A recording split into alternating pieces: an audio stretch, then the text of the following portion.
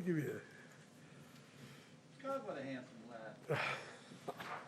even with the mask. Perfect. Cool. You got it. You guys are really getting ready. How are you? Good, thank you.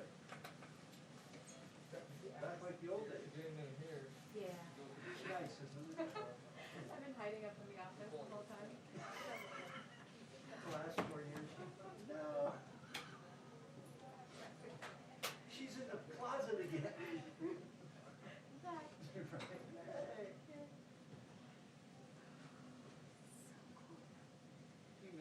Steve misses those days. Good to see you. How are you? I'm Steve. Good to see you, dear. We need more Jennies. Do you? I don't know what that. Can't have too many. Yeah, well. She'll always remember your name. That's true. Yeah. That's what, your name is like a little special, but it's like, I don't feel special anymore. It's just like us two. You're like, you gotta hold on to anything these days. That's all we thought. Our name and our number. Don, how are you? Good to see you. Good walk. She's been hiding the last week. I can tell. I know. It's time to get some sun, young lady. You need a trip somewhere, don't you? Caribbean. Doesn't he have a place down in the Caribbean Islands? That would be better. Easter. Start talking, tell him. That time you see him, say, yeah.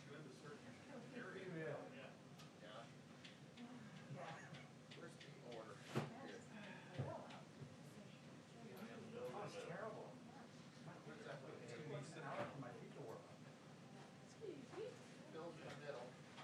I see your passport? And in your ticket? Where do you guys get your, oh, is it over there? Yeah, over you. Grazie. See, we go. Great to see you. Up here. You got it? Right across the street from somewhere. In the park over there. One of those buildings. Like the second one, you know where the entrance is right there, where it's all boarded up? It's something. On this side? Yeah, yeah. It's something. You Is walk up. it a man? Door opens, you sit down. Like, Military there. It's easy. You're in the mountains. They probably all rotate like you guys too. I thought they were around 4,000. Two people at the table, somebody will escort you in, take you back to the guy, 20 rubs on each nostril. What? And you're out. I'll give you a look. That'll That'll help. Sometimes there's a line, but. Alright, what these are for? Perfect. Boy? Boy? Boy? I got it like around 46. You look good, see, how you come this way. Oh, wow. Not bad. Hide my age. What do y'all do with Nato?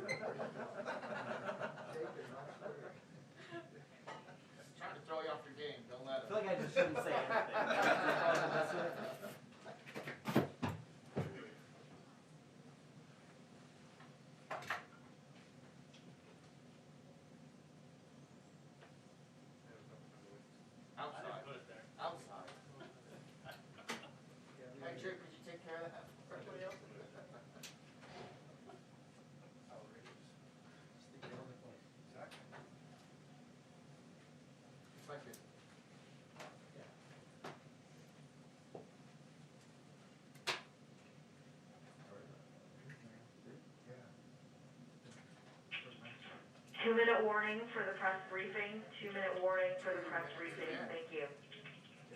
Cut close. Oh, really?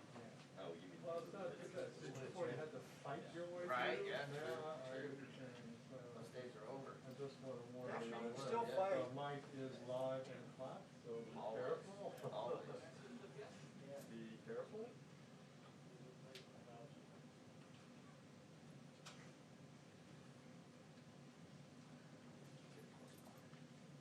Maybe not.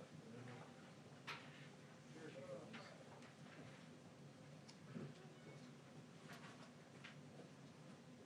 Nancy, right here. So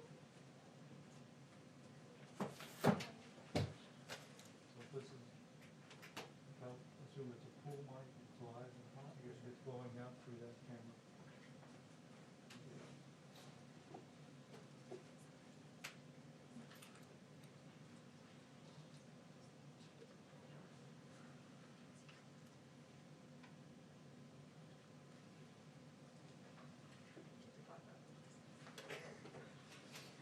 Very exciting. We'll make it all hard. Not very good.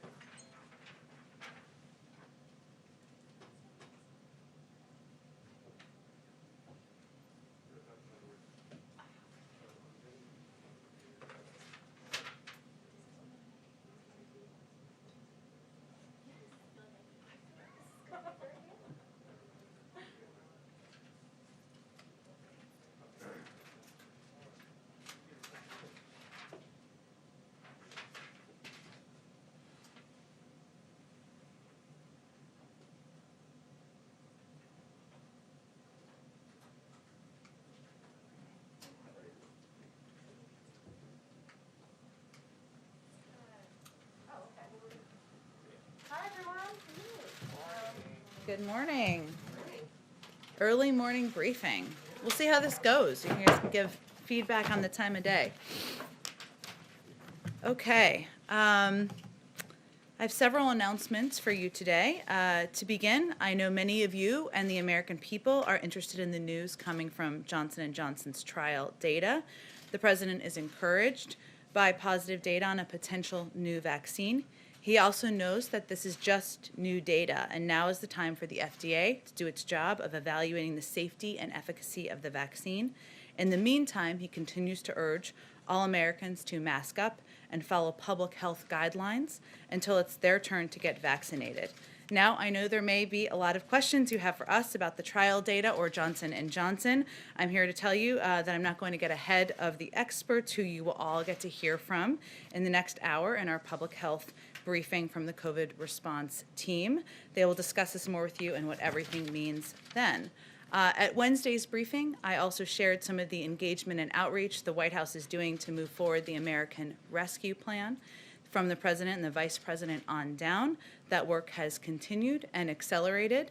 Yesterday, senior staff spoke again to governors about the challenges they are facing and the importance of relief. Today, National Economic Council Deputy Director David Kamen will meet with the Council of State Governments. The Office of Public Engagement will also brief Black civic groups, anti-hunger and nutrition advocates, and key progressive groups and invite their feedback. These conversations are, of course, critical to building support and moving the president's bill forward. But we also saw evidence this week that the American people overwhelmingly want their elected leaders to work with the president to confront the pandemic and and put people back to work. According to a Monmouth poll released Wednesday, 71% of the American people want Republicans in Congress to work with President Biden. That number is up nearly 10 points from right after the election, meaning the trend of support for working in a bipartisan manner with the president is only growing.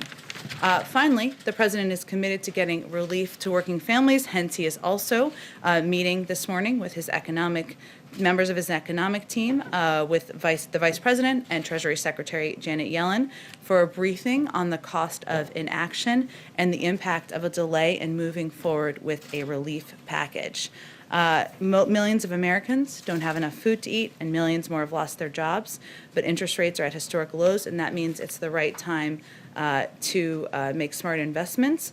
Moody's, a Wall Street firm, has said that we could end up with 4 million fewer jobs this year if we don't act on the president's plan. That's 4 million Americans who could get back to work. And I'm sure they will discuss all of that at their briefing later this morning. Last thing, we are venturing to provide a week ahead to all of you, or return to providing a week ahead to all of you. So a quick preview. Next Monday, the president will meet with the Secretary of State at the State Department. On Tuesday, President Biden will deliver remarks and sign an executive order advancing his priority to modernize our immigration system. And Friday is, of course, Jobs Day, and the president will deliver remarks about the economy. We'll have hopefully more over the next couple of days, but we wanted to provide as many details as we could. With that, Zeke, why don't you kick us off? And just one foreign policy I wanted to get going. With violence surging in Afghanistan, is the president still committed to winding down operations there and bringing troops home this year? The president's, I have not spoken with our national security team about this in particular, but his commitment remains. At the top, you mentioned that Americans should follow public health guidance. One of the challenges has been over the course of the last 10 months is that public health guidance from state to state varies. Some states have mask mandates, others have indoor dining open, others have schools open, others don't. What guidance should the American people follow? Their governor's guidance, or should they follow the president's?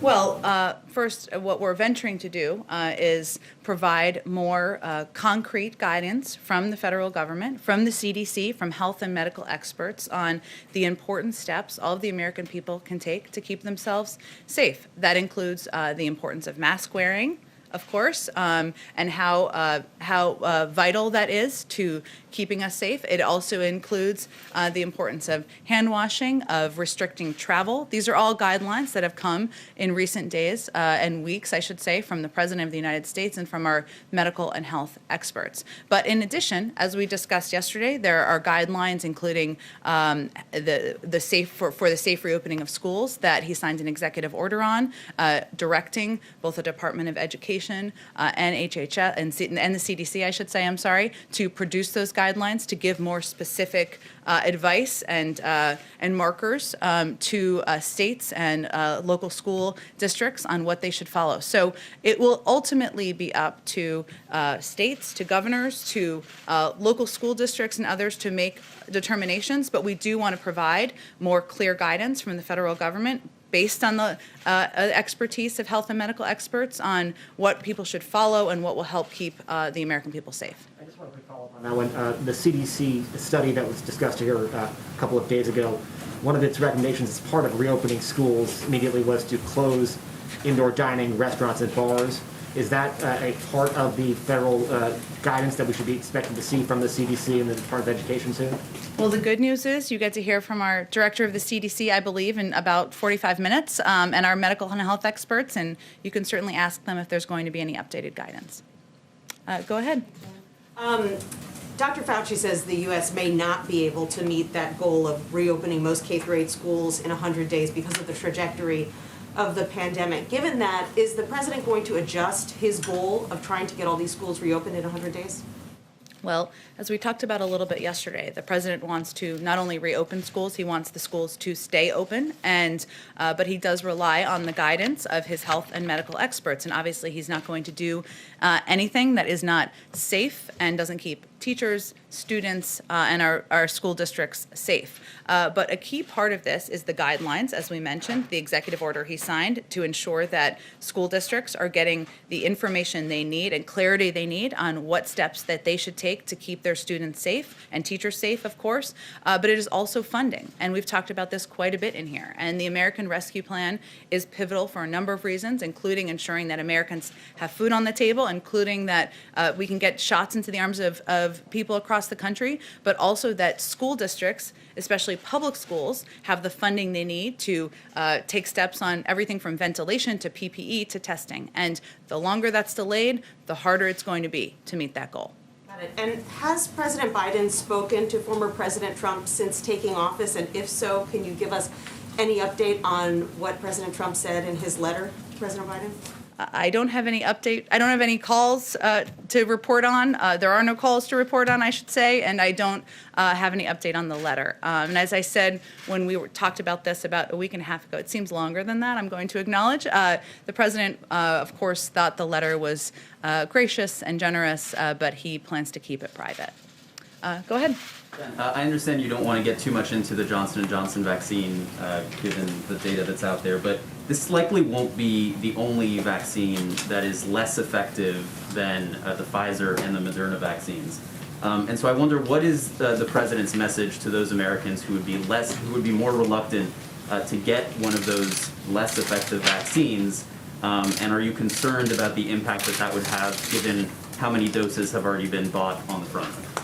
Well, first, when the president announced his plan earlier this week to ensure we have enough vaccines to give every American 2 shots by the end of the summer with the purchase of Moderna and Pfizer vaccines, he was doing that without the need for additional vaccines approved. Obviously, if additional vaccines, Johnson & Johnson or any others, go through the FDA approval process, that's a positive step, right? No doubt about that. But he purchased these large orders for vaccines that we'll have by the end of this summer to get into the arms of Americans to ensure that we would be able to do that even without any of those steps moving forward. And so he would encourage Americans to get any vaccine that is approved by the FDA for emergency use authorization? Well, again, we're not going to get ahead of the FDA. I'm not suggesting you're asking that, but we'll rely on our health and medical experts to advise if there are additional vaccines, if and when, I'll be optimistic, that are approved by the FDA and how that will impact our vaccine distribution plan. And secondly, on the coronavirus relief bill, in his first month in office, President Obama traveled to a number of key states to drum up support for the Recovery Act. Does President Biden have any plans to do something similar to drum up support for his $1.9 trillion coronavirus relief bill? Well, then Vice President Biden also traveled to a number of states to drum up support for the American Recovery Act at the time. And obviously we weren't dealing with a pandemic, so the circumstances were quite different. But he fully recognizes, as do we, the importance of speaking directly to the American people about the components of this package, whether it's the importance of funding to get schools open or get vaccines in the arms of Americans, or just ensure that people know they can put food on the table. And so we're having to take a number of creative steps to do that, whether that's direct television or local media, or from the president, the vice president, and others. We're doing that, whether it is engaging with governors and local elected officials to ensure that we're answering all of the questions they have and that they can convey to the public. So we're taking a number of creative steps, a little outside of the box. Certainly his preference would be to get on a plane and fly around the country, but that's not a step we're planning currently. As a candidate, President Biden did travel a fair amount, especially in the final weeks of the campaign. He's now received both doses of the vaccine, and a number of safety precautions are in place and could be in place for his travel. So why wouldn't he be traveling, or is that something? Well, it's also about keeping the public safe, and we're not going to do a rally with 20,000 people. That wouldn't be a recommendation made by our health and medical experts. Right, but there wouldn't be any plans to travel without a crowd and to go out into the country? We may travel, certainly, but I have nothing to preview for you at this point in time. What I'm conveying is that it is vital for the president and the vice president and every member of our team to be speaking directly to the American people. And so we're looking for creative ways to do that. Can I ask you a foreign policy question? After Alexi Navalny was poisoned last summer, then candidate Biden said there was no doubt that the Kremlin was responsible for his poisoning, and he vowed to, quote, hold the Putin regime accountable. This week you told us that the president conveyed his concerns to President Putin, but he hasn't yet taken any action to hold Russia accountable. So I wonder, does President Biden hold President Putin directly responsible for the poisoning of Alexei Navalny? And if so, why hasn't he yet taken sanctions action to punish Russia for its actions? Well, first, the president spoke with President Putin earlier this week, as you know, and he did not hold back in his concerns about a number of the actions of the Kremlin and of the Russian government. But there is a review underway that we have spoken about a bit in here by our national security team, and we'll let that review carry forward. That includes the SolarWinds breach. It includes the poisoning of Alexei Navalny. It includes I'm kind of losing my thought here, but it includes a number of steps, a number of concerning actions they've taken. We want that review to carry forward and to be completed, and the president always reserves the right to respond in the manner of his choosing and at the time of his choosing. Does he hold President Putin responsible for the attempted assassination of Alexi Navalny? We're going to let the review carry forward, and then I'm sure we'll have more to say about it at that point in time. Go ahead. Thank you, Jen. The New York Attorney General released a report yesterday saying that the state had undercounted the number of COVID deaths by as much as 50% in nursing homes.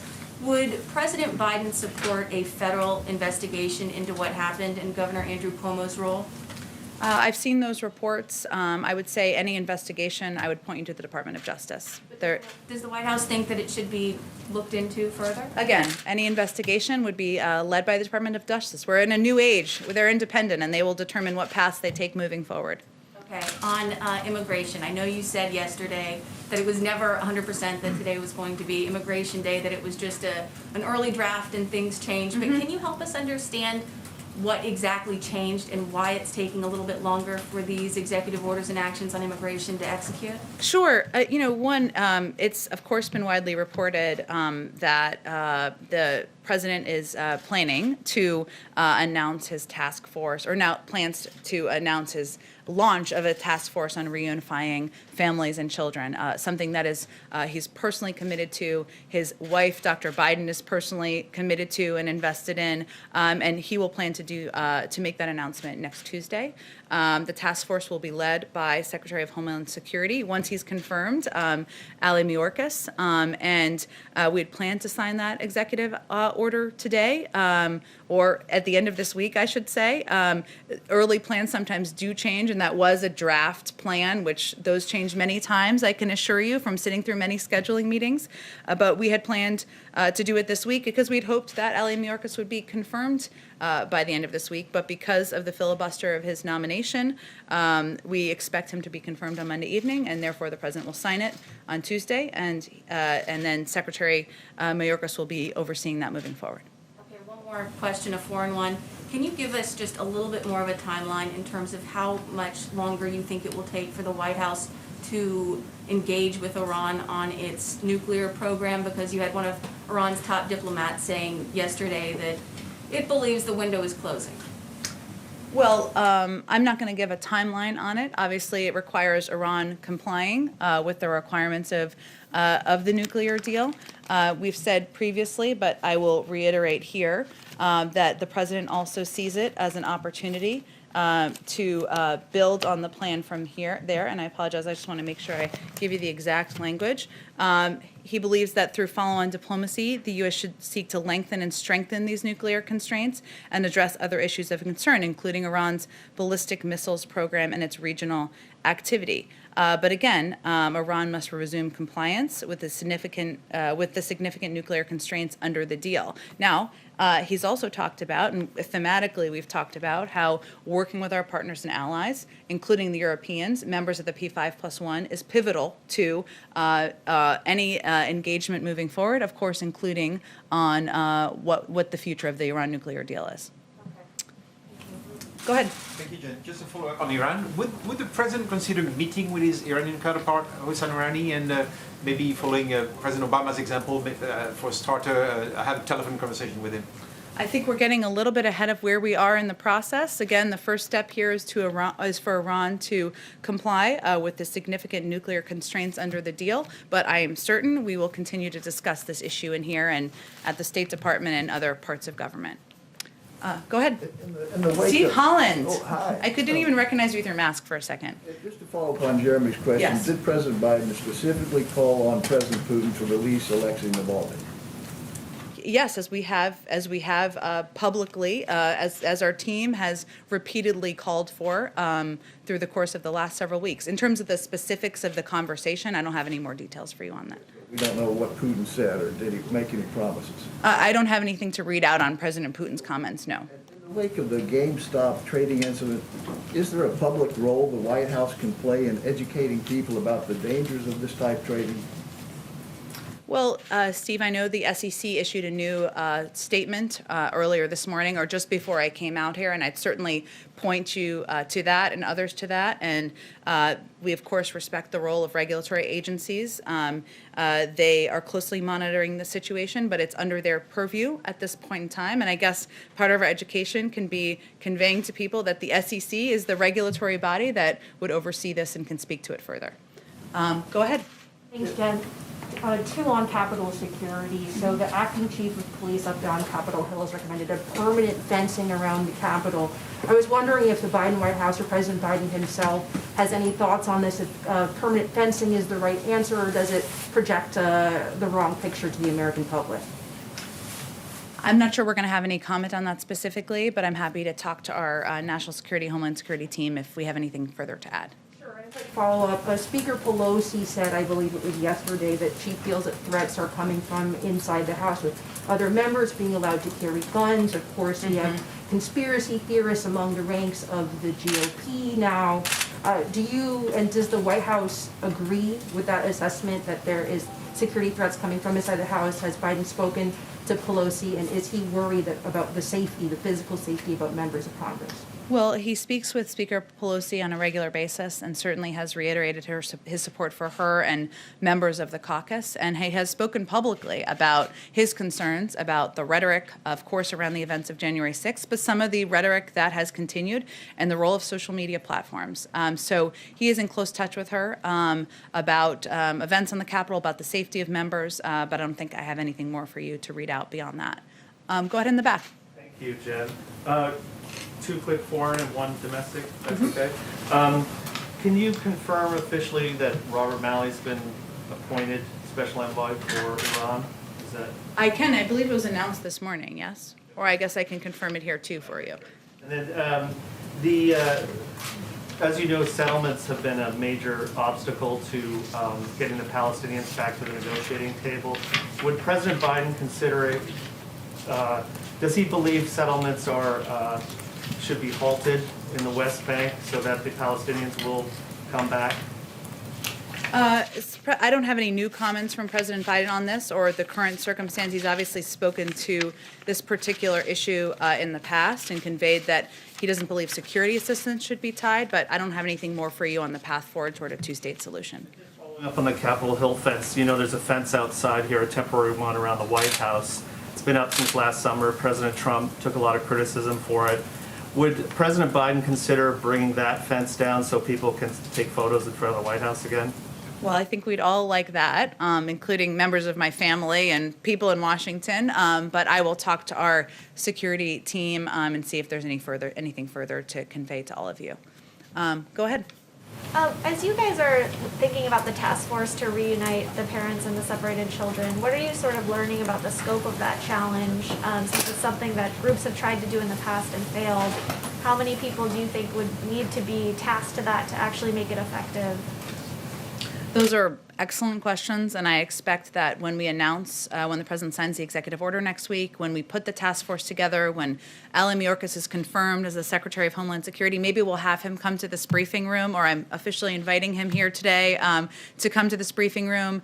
But you know, there's no question that we recognize this is going to be incredibly challenging, that there will be a lot of work to be done, that is why this will be a priority. It's not only a priority for the president, but will be a priority for Secretary Mayorkas. But I will leave it to him and to others at the Department of Homeland Security to outline and preview for you the path forward. Go ahead. Thank you, Jen. I know that the President Biden and the First Lady are acutely aware of the sacrifices that military families make. That being said, we had an incident with the garage with the National Guard that was kind of embarrassing, and now I'm hearing from spouses of Guards members that they had a COVID outbreak and were not tested or vaccinated before they arrived in DC. And I'm wondering if there's any concern by the President about how these Guardsmen are being treated, whether he can do anything specifically to safeguard their health before they arrive, while they're here. Can he get vaccinations to and testing to governors specifically for the purpose of providing some health safeguards to these soldiers? Well, As you noted at the beginning of your question, but I would just reiterate the role of the National Guard, and I've spoken to the President about this directly, and the incredible sacrifices they make is something that is personal to him, given his family connection to the National Guard. He had called the head of the National Guard just last week when the reports came out about the treatment of the National Guard and the fact that many had been sleeping in garages, and of course conveyed his dismay of the photos he had seen and their treatment, and also offered his personally any help that he could provide, whether even if it was boosting morale. And certainly that line of communication remains open should there be something that he can do from his end. In terms of specific prioritization of the vaccine, I would point you to the Department of Defense and leaders over there to speak to that more specifically. Okay, one follow-up to that. On the question of Nancy Pelosi, Speaker Pelosi's concern about the enemy within, has the president been briefed on such a threat? And does he agree that the National Guard should be here until mid-March during the impeachment trial? I'll speak to Liz Sherwood-Randall and our Department of Homeland Security colleagues here to see if there's more specifics we have from our end, but I would point you to the Department of Defense and the National Guard team otherwise. Question is on print cooler from Sure, another go ahead. reporter from WUSA. The reporter asks, I've learned that the IRS employees nationwide are having telework suspended. They're all being called back into the office. This despite an OMB directive issued Tuesday ordering federal agencies to only allow 25% capacity in federal buildings. If IRS employees have been doing telework successfully, why is now the time to bring them all back into the office? Is that safe? I would point you to the Department of Treasury where the IRS is located for any further comment on that. Go ahead. Oh, sorry, I'll come to you next too.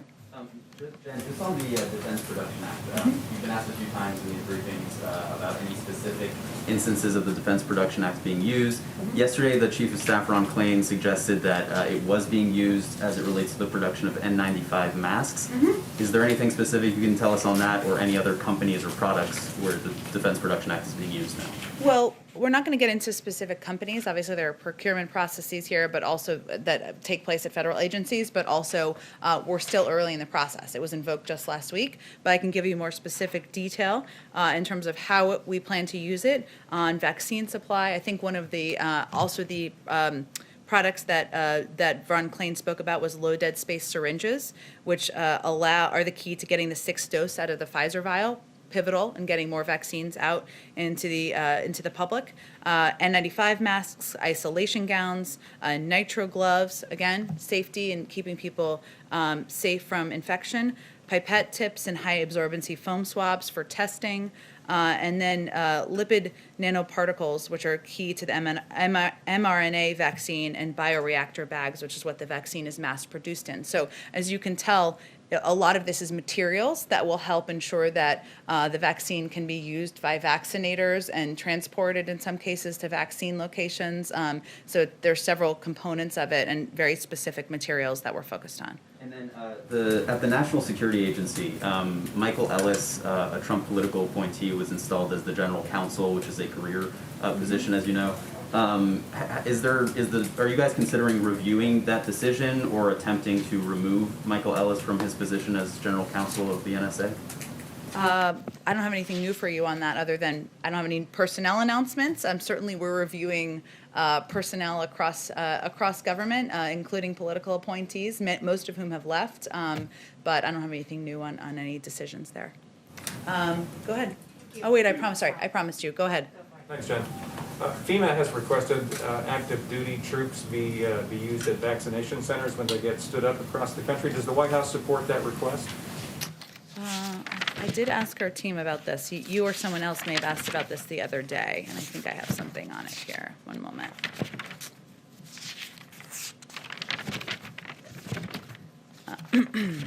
Thanks for your patience. Lots to say about COVID, no doubt about it. So, let's see. Let me let me talk to our team about it. I know I've seen that request from FEMA. Obviously, part of our objective is ensuring that we have vaccinators on the ground. I know that's not what you're asking about, but also the ability to move materials and move vaccines. So we are tapping into any resource we can, but it's more predominantly focused on kind of a health and medical core, and that the ability to get those people into communities. But I will check with our team and get you something more specific. One on double masking. There's been some increased discussion about that publicly. We've seen pictures of the president double masking and those around him. Is that a personal preference, or has he been advised by his medical advisors to do that? Well, you're going to talk to the medical advisors in just the next 15, 30 minutes, whatever the time is, and you can ask them more specifically. There hasn't been specific CDC guidance. As you have probably seen, Dr. Fauci spoke to this, I believe, in the last couple of days and said it was common sense or made sense. I can't remember exactly how he phrased it, but there hasn't been additional medical guidance given. I've been around the president where he's been wearing one mask. I think obviously he abides by the health and medical advice. Sometimes, not to get too detailed, but it looks like two masks sometimes because we put the N95 one on. And it's a little bit more comfortable to have this one on top of it. But I would encourage you to ask the health and medical team during the call that's coming up. Go ahead. Did the White House have advance notice of the Johnson & Johnson results, and did that affect the White House's decision to go ahead and purchase 200 million doses from Pfizer and Moderna?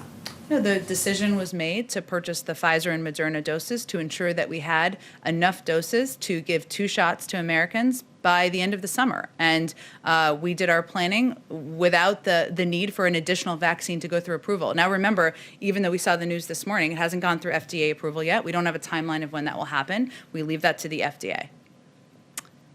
Go ahead. Thank you. A couple questions on the economy, starting with China. Former President Trump signed a phase 1 trade deal with Beijing. Does President Biden consider that deal still to be in effect, and does he expect China to meet its commitments under that deal? The national security team, the newly confirmed Secretary of State, President Biden, are all reviewing all aspects of our national security approach, including certainly our relationship with China. We are focused on approaching that relationship from a position of strength, and that means coordinating and communicating with our allies and partners about how we're going to work with China. It means strengthening our economy at home. And it means, determining the best path forward to address a range of issues, not just economic, but strategic and also security. Again, everything's under review, but I don't have anything for you on the China relationship. Sorry, to clarify, so it is still in effect as the past administration left it off? Well, again, everything that the past administration has put in place is under review as it relates to our national security approach. So I would not assume things are moving forward. We are just reviewing what the path forward looks like and doing that, again, from a position of strength, which means coordinating with our allies, members of Congress, and making a determination before we engage further. Go ahead. Sergeant, can you confirm the Politico story about the president warning his family members to avoid any conflict of interest with his presidency and their business ties? Well, I'm not going to get into private conversations between the president and his family members. We all have lots of conversations with different family members, I'm sure. The president is committed to ensuring we have the most ethically vigorous administration in history, and that includes restrictions on how his image can be used, and that is something that he's conveyed publicly and privately as well. So let me just reiterate the policy for all of you, which is, I think, maybe your next question, or I'll just reiterate it proactively. It's the White House's policy that the president's name should not be used in connection with any commercial activities to suggest or in any way that could reasonably be understood to imply his endorsement or support. He's issued the farthest-reaching executive order with respect to the ethical commitments required of his appointees ever, and is very proud of it. And that's something that he is committed to conveying to anyone it applies to. Let me just get to a few more in the back. Go ahead, all the way in the back. Thank you very much. Does President Biden endorse the characterization of genocide concerning the Chinese treatment of the Uyghur minority? Yes, the Secretary Blinken, I almost called him President Blinken, I'm giving him a bit of a promotion. Never know. He spoke about that during his confirmation hearing, so I would certainly point you to those comments. President Biden. He was speaking on behalf of the U.S. government. Did you have a question right there? Go ahead. Yeah, the governor of Puerto Rico said last week he was in touch with the White House about releasing remaining disaster relief funds held up by the previous administration. Do you have an update on that? I don't, but I will venture to talk to our team about what the status of relief funds is for Puerto Rico. One other question. Is the White House tracking the confirmed cases of the South African strain that have been found in South Carolina? Have you been in touch with local officials there? Certainly our health and medical team have been, and again, they'll speak to it at their briefing that's coming up at 11 a.m. I encourage you to join that. But as we see reports, our team has been monitoring variants as there have been developments around the world and the potential for them to travel here. It reiterates or reemphasizes, I should say, the importance of getting vaccines into the arms of Americans, something that our health team has said will make people safer, and also reiterates the need for getting the American Rescue Plan passed so that we can ensure we can expedite that effort. Go ahead. Thanks, Jen. Just two quick questions. One following up on the political question. To that degree, is the White House going to make a commitment one way or the other that members of Biden's family are not going to serve in the administration? We've made that commitment, so that continues to be the commitment. For Valerie Biden or anybody else? No, reports that there was an office in the West Wing were not accurate. Gotcha. And then one on Marjorie Taylor Greene. I know you said earlier that you would not like to be commenting on her, but it's a major story. Does the White House have any concerns about a QAnon supporter, someone with a history of racist? Now we're seeing anti-Semitic comments, harassing school shooting survivor families, serving on House committees. Well, I think the reason I conveyed that is because we don't want to elevate conspiracy theories further in the briefing room. So I'm going to leave it at that, and we'll leave decisions about committees to members of Congress, and we've certainly seen Speaker Pelosi speak to that. Go ahead. Thank you. 24 Republican senators sent a letter to President Biden yesterday requesting a meeting after some of the executive orders and actions targeting the domestic energy sector. Is that a meeting that President Biden will take? Well, President Biden is committed to, and this you can see this through his actions, working and engaging with Democrats and Republicans to address the crises we're facing, including climate, which is one of the crises that he's identified. We don't have no plans for a meeting of that kind that I can read out for you at this point in time. Sounds like a lot of people to be in a meeting during COVID too, but he is certainly engaged on an individual basis with leaders in the Senate, members of Democratic and Republican senators, and they can certainly raise any concerns they have through that means. And one more question, and apologies if you answered this in response to Steve's question, but I just want to be clear here. Do you anticipate President Biden to address the Gamestop controversy when he meets with his economic team a little bit later this morning? No. I anticipate him addressing it publicly, you mean? No, just talking about it with his economic team. Well, the focus of the meeting is about the recovery plan, about the status of the economic recovery, about obviously the data that we saw yesterday. I'm sure they'll cover a range of topics during that meeting, but that's not the focus. I know it's a big story, but it doesn't, obviously our focus and our big story is getting the American people back to work. Go ahead. I know hundreds of White House staffers now have been vaccinated for the coronavirus. Any specific updates in terms of who that is, who's being covered by that, and then also more broadly, because of that, does that give the White House sort of, is that a model for the rest of the country? Schools, for instance, should every teacher be vaccinated in the next 90 days so that the president can meet his commitment still to being in schools? Sure. Well, on the first, I think we announced a couple of weeks ago that about 36 members of the senior White House staff, including members of the cabinet, national security officials, had received their first dose, which means right around now, a number of people will be receiving their second dose. We are also, as you noted, had released a couple of days ago that the objective and the plan of the White House Medical Unit was to vaccinate hundreds of additional staffers to create a COVID-safe environment here. As you know, there has been the president has, and our team, I should say, has spoken about the prioritization, of course, of teachers and educators and childcare providers. We'd certainly defer to CDC on what that should look like, and they may speak to that on this 11 a.m. call as well, but I'm not going to get ahead of their outlines or prioritization or specifics. And just one more on GameStop, not to belabor the point, but I love the effort. You guys are trying so hard on this. what is the broader message to the American public and people around the world that, in large cases, individual investors acting collectively against large financial institutions are shut down pretty much overnight, while the big banks and financial institutions responsible for the 2008 housing crisis got a get out of jail free card? Well, the message is that the U.S. government is starting to work how it should.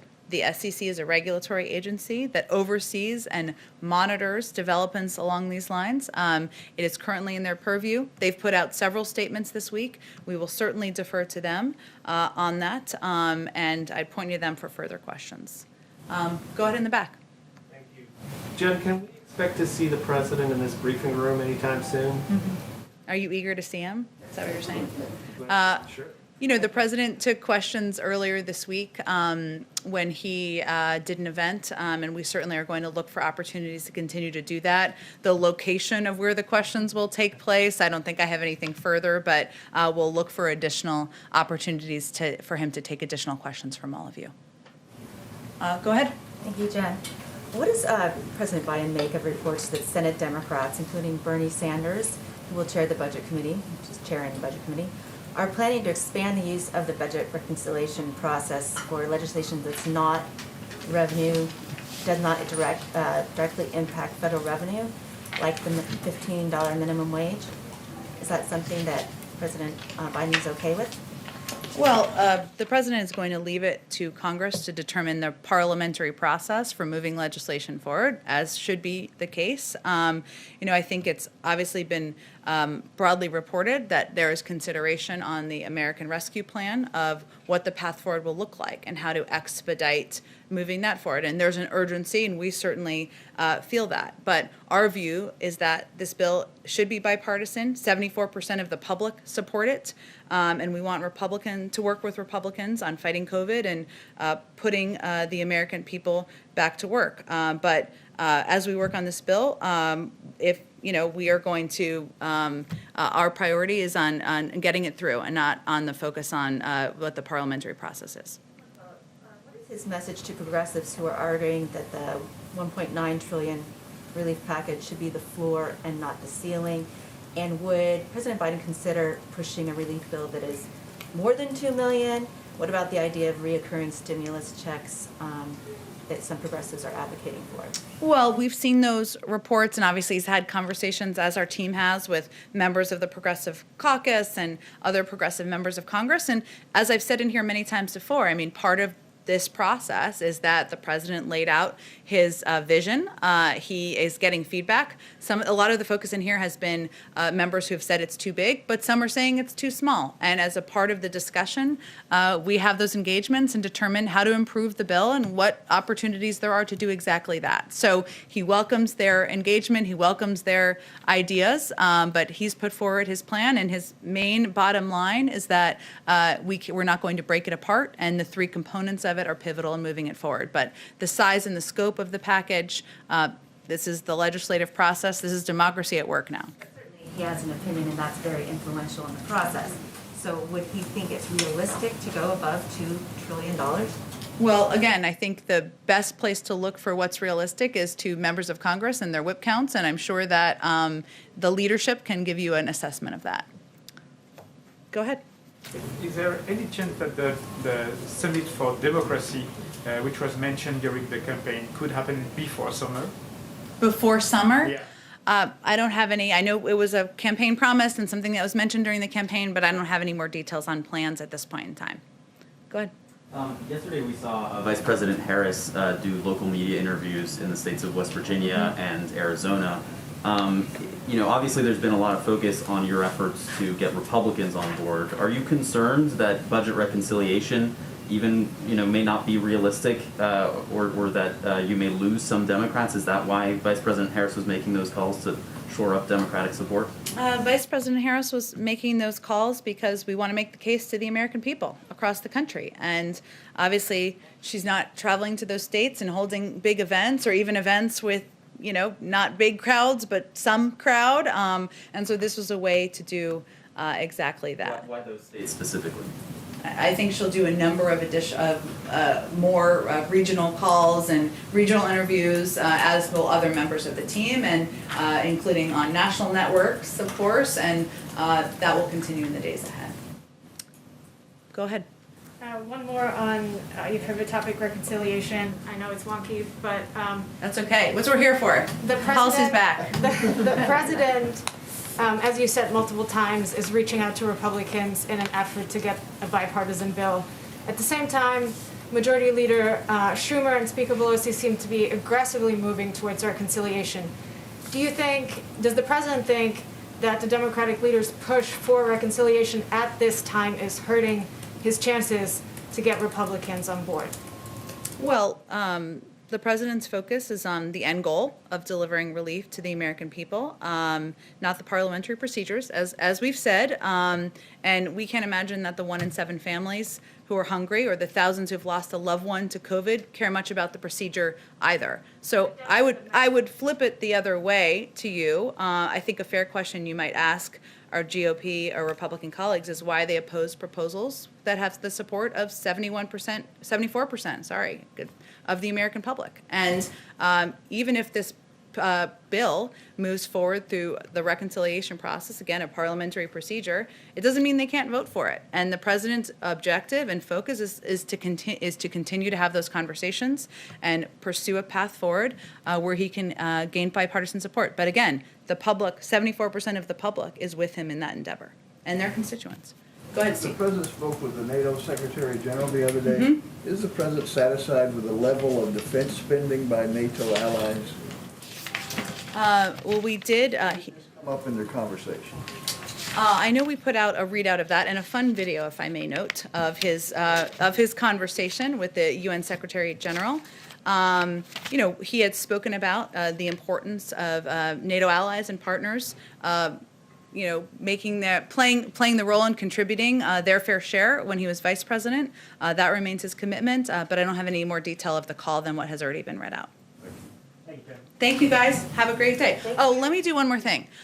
So it's important to me, but also to the president, that everybody know everybody on the press team. So I'm just going to embarrass TJ, who you guys all know, and Kareen, who are 2 deputies in the press office, Principal Deputy Kareen, Deputy TJ, who you all should know, the public should know. They're going to be pivotal faces, and they play an important role. So thank you, everyone. Have a great Friday. Thank you.